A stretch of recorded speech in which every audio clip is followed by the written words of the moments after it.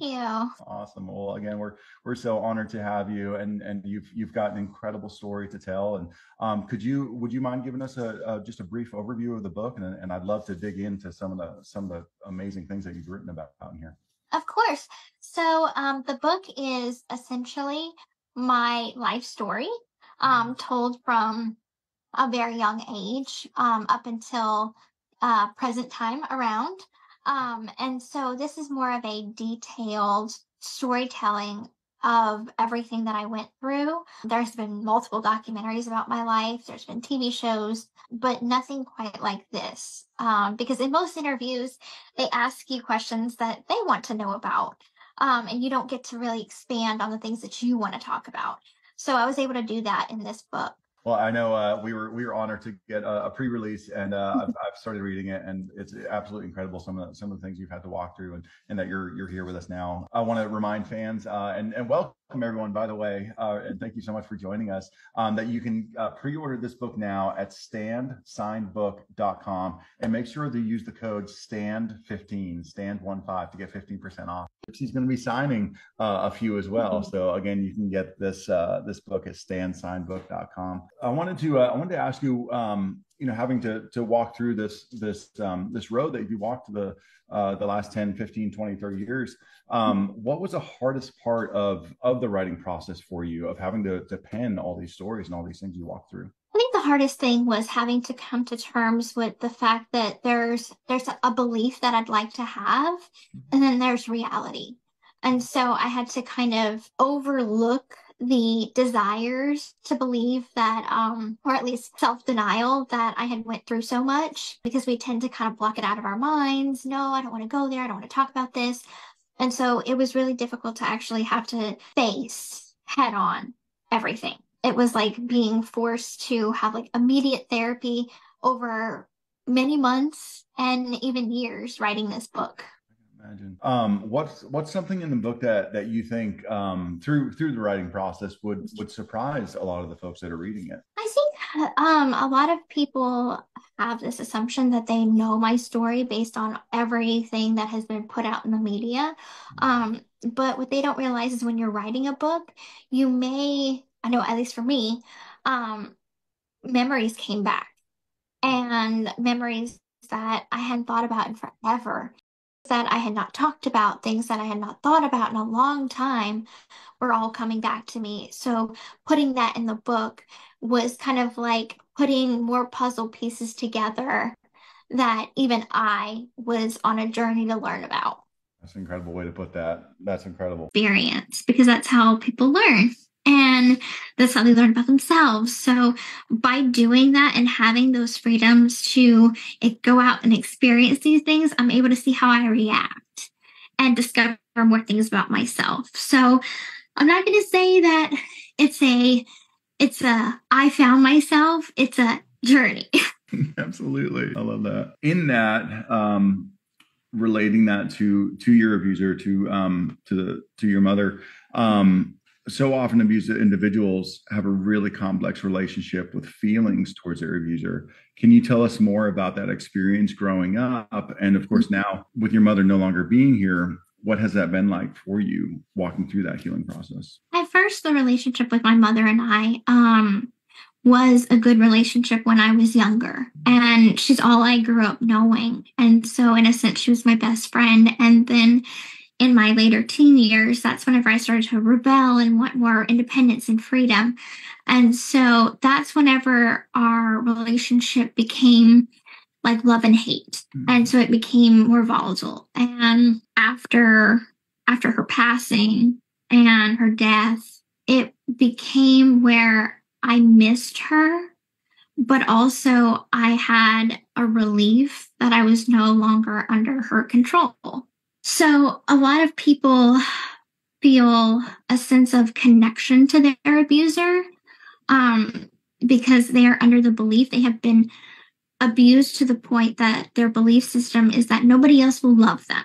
And so if you try to escape or if you leave that abusive situation, nobody else in the world will want them or love them. And unfortunately, that's the toxic pull to an abuser and a victim. Right. And for so many, that's truly not the case. And of course, what you've been able to experience post prison and post walking through all this is you have an amazing community around you. I do. Going into that, I guess what would you say to someone that was in your shoes in your previous chapters of your life and your shoes now? I think that nobody can know the mind of a victim unless you have been in a victim's shoes.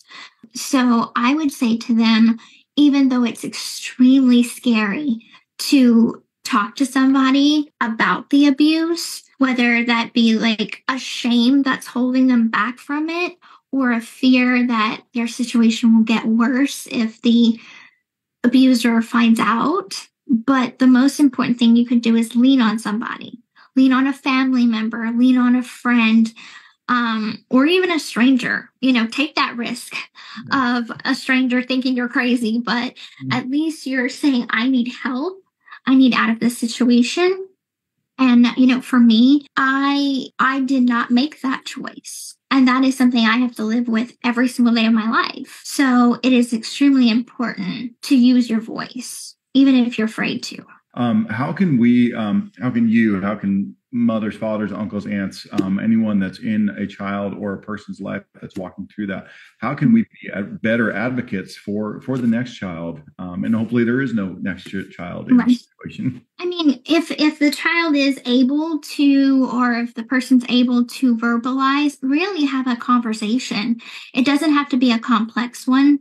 Something as simple as, I think mommy's not right, or I think something's wrong with mommy or daddy, or anything like this. That needs to be taken seriously. There are ways to communicate to a child that you don't have to scare them, but on their level, listen to them, hear what they have to say. And as an adult, you should be the one to take up and protect that child. So go to DFS, go to a social worker, go to the police if you feel that strongly. But that is your responsibility as the adult. I want to continue to welcome folks into our live signing with Gypsy Rose Blanchard for her new book, My Time to Stand. You can get it now at standsignedbook.com. That's standsignedbook.com. And please use the code STAND15. I love that we landed on that moniker because it is your time to stand, and I believe that folks have to stand up. I'm sure so many people want to know, you served your time, you're walking into your next chapter. What does the future hold for you? Well, I feel like I lived a lot of life in these last 10 months since I've been released.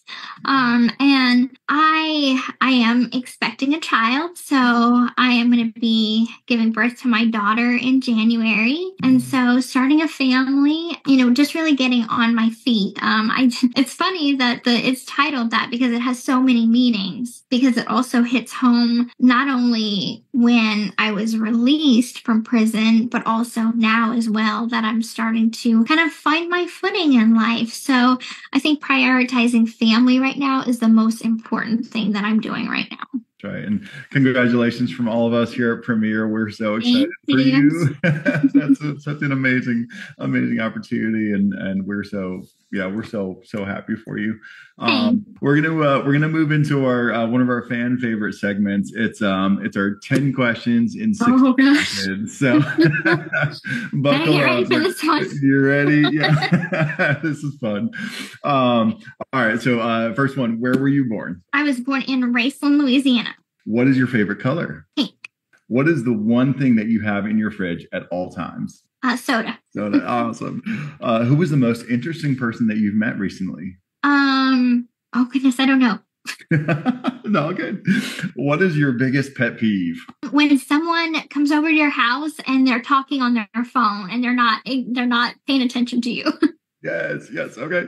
What is your favorite hobby? Crocheting. What is your guilty pleasure TV show? 90 Day Fiance. What is your guilty pleasure junk food?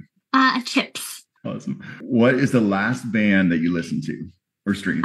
One Republic. And where do you want to go that you've never been? Ireland. Awesome. Awesome. You did great. You did so good.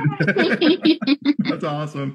Again, folks, I want to express just how thankful we are that we had this time with Gypsy Rose. Gypsy Rose Blanchard, I apologize. Make sure you get the book at standsignedbook.com and please use the promo code STAND15. Gypsy, we covered a lot of topics over this. There's so much more in this book. Again, we started reading it here, and it's so incredible what you've been able to walk through and how you're able to lead people that are in current situations. If there is one big takeaway, again, that you wanted people to leave with this book, what would that be? This book is a message of hope. I have personally been through a lot, and I know that there will be times that people will want to give up. And so I just really want to bring this message that no matter what you have been through, whether it be sexual, emotional, physical abuse, it doesn't matter. There is a light at the end of the tunnel, and there is a happiness, and it's just about getting there. It's not about the destination. It's about the journey to get there. So that's the point of this book. Amazing. That's amazing. And you've been through an incredible journey, and we're all so excited about your next chapters in life. So hopefully there will be another one, because I know you've got so much to tell and bring people your story. So all right, Gypsy, again, thank you so much. Folks, thank you again for joining us. Make sure you get your book at standsignedbook.com and use the promo code STAND15. That's it for now with Live Signing. Take care.